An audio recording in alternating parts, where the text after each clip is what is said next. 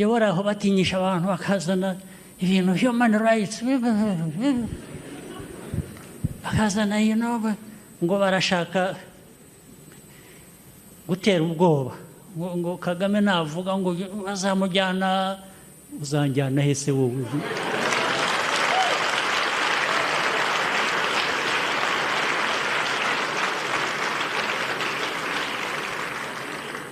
wamvana he kunza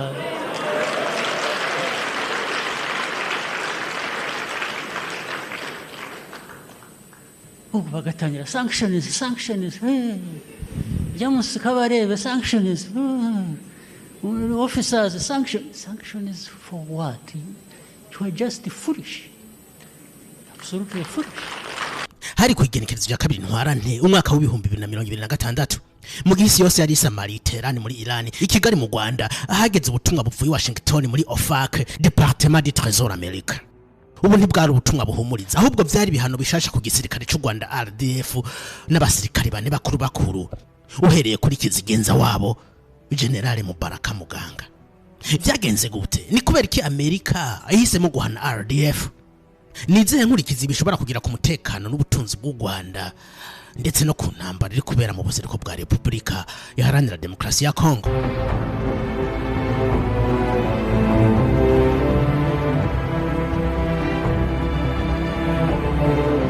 Kugira tubitahure neza reka dusubire Washington kwigenekerezo rya kane Kigarama umwaka w'ibihumbi 2025.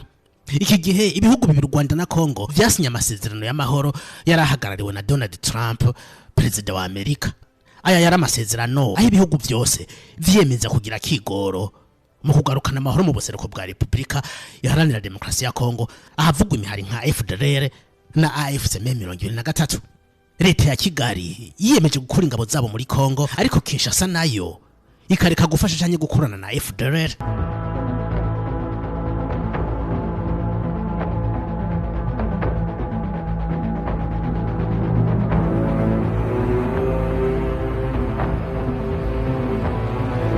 Imbere yuko ambasadrise w'u Rwanda muri Amerika Matilde Mukantabana atangaza ku mugaragaro ko Kigali kurana na AFC M23, Washington yari bizi neza ko kuva ku ifatwa rya Goma Bukavu gushika Uvira ingabo za RDF zariko zikorana na AFC M23. Ni navyo bagarutse ko muri ritangazo rimwe ibi bihano ko AFC M23 batari gukora ibyo bamaze gushika ko iyo hataza kuba igisirikare cy'u Rwanda RDF.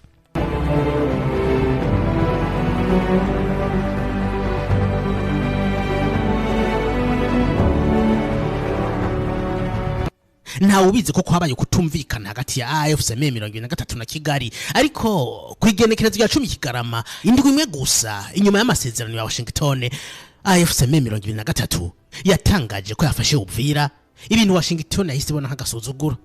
Iri fatwa rya Uvira ryateye ubwoba Kigali ndetse bo bahise bategeka AFC M23 kurekura Uvira n'ubwo uyu muhari wahavuye utangaza ko basohotse Uvira ku bushake bwabo mu guha amahigo biganiro byari kubibera Doha muri Qatar. Nubwo Kigali yemeye gukorana na AFC M23 uyu muhari nta hamwe urigira ubyemeza ndetse ntibanatahura ukuntu Amerika ivuga ko bahunyanze amasezerano ya Washington kandi batigeze bayagira mu ruhara. Nivyo Amerika irazi neza ko AFC M23 itasinye amasezerano ariko kandi barazi neza ko hatabaye ingabo z'u Rwanda RDF AFC M23 idashobora kugera kure. Uyu muhari ntiwitwara nk'indi mihari y'ibiroberi usanzwe ufise organisation mbere sumba n'ibihugu bimwe muri Goma na Bukavu. Ibisagara bafashe mu ntango z'umwaka w'ibihumbi 2025 bashinze guverinema, inzego zirakora, amataxi aratozwa, amabarabara arasanurwa ndetse womenga ni leta iri mu yindi. Kuri Washington n'abandi babikurikiranira hafi ibi ntibishoboka ku mari w'ikiroberi. Kigali tegereza kuri implique. Kuri bo rero guhagarika AFC M23 ntibisaba kuvuga menshi ahubwo n'ukotsa igitutu ubafashe mu mugongo.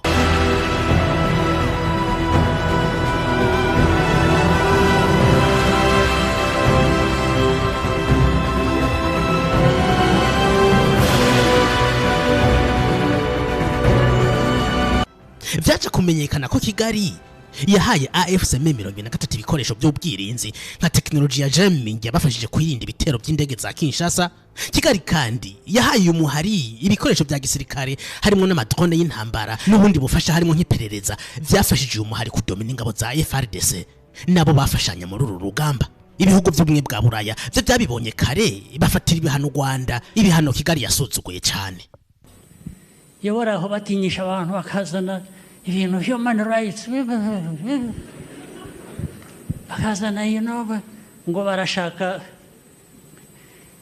gutera ubwoba ngo Kagame navuga ngo bazamujyana, uzanjyana hese wowe?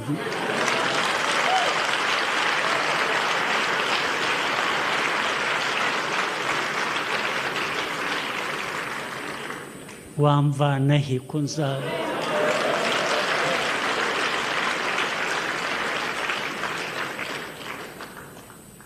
bagatangira sanctions James Kabarebe sanctions officers sanctions for what? You are just foolish, absolutely foolish.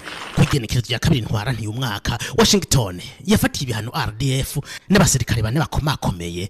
Hano harimo Major General Vincent Nyakarundi, Major General Karusisi, General de Brigade Stanislas Gashugi hamwe na General Mubaraka Muganga. Ibi ni ibihano bifata amatungo y'abasirikare ari muri Amerika, ibihano bibabuza guhonyuza ikirenge muri Amerika, ibihano kandi bibabuza gukorana n'izindi entreprise. Ariko benshi bahise babona ko bino bihano atakintu na kimwe bivuze, kubera ko ufatiye ibihano umuntu ngo ntazosubira kuja muri Amerika cyangwa ugafata imitungo yiwe uri muri Amerika, ushobora gusanga aba basirikare atani ibintu bafise muri Amerika. Ariko ico benshi batazi nuko burya aba basirikare atari bo bonyene bahanywe. Igisirikare cy'u Rwanda RDF guhera ku igenekerezo ya kabiri ntwara ntuno mwaka kiri kuri liste noire, ikaba ari liste ya OFAC sanctions list cyangwa SDN list. Ibi none bisigura iki ku gisirikare cy'u Rwanda? Ibi bivuze ko urwego rwose rushaka gukorana na RDF ruzobanza kuraba ko itari kuri iyi list. Mwibuke ko kandi u Rwanda rwarungitse muri Mozambique abasirikare 4,000 mu gikorwa cyo kugarukana amahoro n'umutekano muri kino gihugu. Iki ni gikorwa cyafatwa mu mugongo na Union Européenne. Kubera rero bino bihano Union Européenne ishobora guhagarika buno bufasha kuri bano basirikare ba RDF. Ikindi kandi Amerika iravuga ko AFSM 23 yahaye ibirombwe vya Korota Kigali kugira nabo babafasha urugamba. Rero abahora bagura Korota ivuye mu Rwanda bashobora kugabanuka mu kwirinda ingorane. Hagishigwaho bino bihano The Shenzhen Electronic Chamber of Commerce ikaba ari platform commercial y'abashinwa. Muri analyze yabo yavuze ko butari bwose buzoba buvuye mu Rwanda bushobora kuzohora bushigwaho ikimenyetso cerekana ko buvuye muri zone de conflit, maze burinde gucanwa mu isuzuma rikomeye imbere yuko bugugwa. Izi zose ni ingaruka zitari nziza zishobora gushikira iki gihugu cy'u Rwanda kubera bino bihano.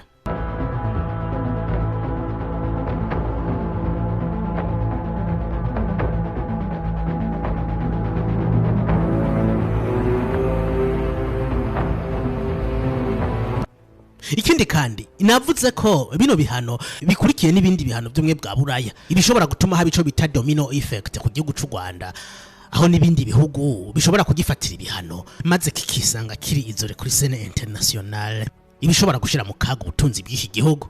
Ariko nubwo biruko u Rwanda ruvuga ko rudashobora gukora ingabo zabo muri Kongo mu gihe FDLR kimenase ku mutekano wago.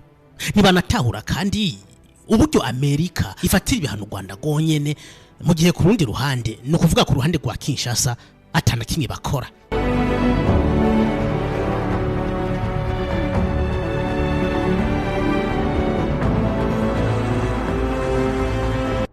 Iyi ntambara y'ubuziriko bwa Kongo imaze imyaka myinshi kuva mu buto Sese Katembagaje ku butegetsi mu ntambara ya mbere ya Kongo mwaka w'1997. Intambara RDF yagizemo uruhara rukomeye, ikaba kandi ari intambara yashikanye ku butegetsi Laurent Desire Kabila nawe havuye yicwa asubirizwa n'umuhungu we Joseph Kabila.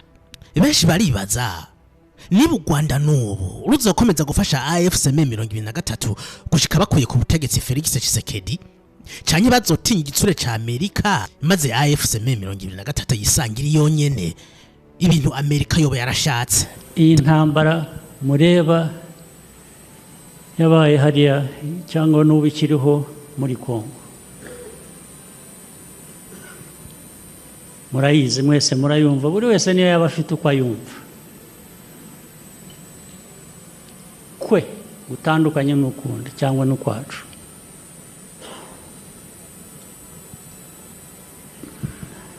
Hari umwaka n'umwe wigeze ushira,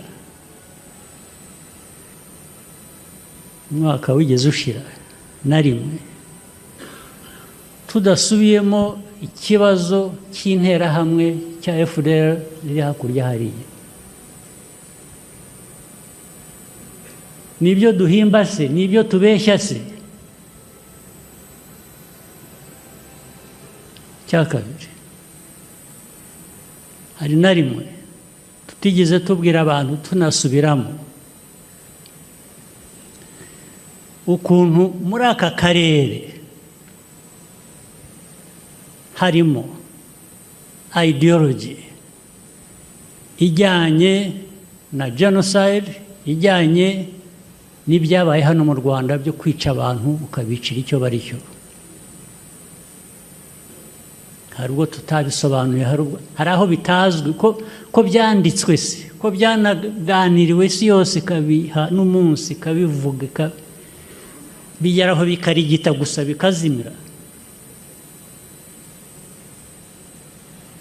Hari umunsi n'umwe tutigeze twamagana abayobozi muri aka karere bafata mikoro nk'iyi bakigisha abantu kwicana, kwicara abantu icyo ari cyo. Hari na rimwe tutigeze dusobanura amateka ajyanye n'ukuntu abantu bavuga ikinyarwanda bari hakurya y'imipaka y'u Rwanda nka ba nyiri ibyo bihugu nyuma yo guca iyo mipaka. Bihuriye he n'u Rwanda? Twebwe u Rwanda ibibazo byabaye mbere y'uko mvuka cyangwa na nyuma nkivuka, byaba bite ibibazo nateye jyewe cyangwa undi ungana nanjye? Bishoboka bite? Bishoboka bite kuvuga ngo ibyo tuvuga buri munsi bijyanye n'umutekano w'iki gihugu cyacu biragenda bigahinduka amabuye y'agaciro, biragenda bigahinduka ko u Rwanda rukoresha ibyo rukora bigera ku mipaka yacu na Kongo cyane cyane n'abandi baturanye, ariko bamwe bigize gukinisha ibyo by'interahamwe nabo, kandi rwose n'uyu munsi babimenye na kiriya gihe barabimenye, tuzahangana nabo. This no question about it.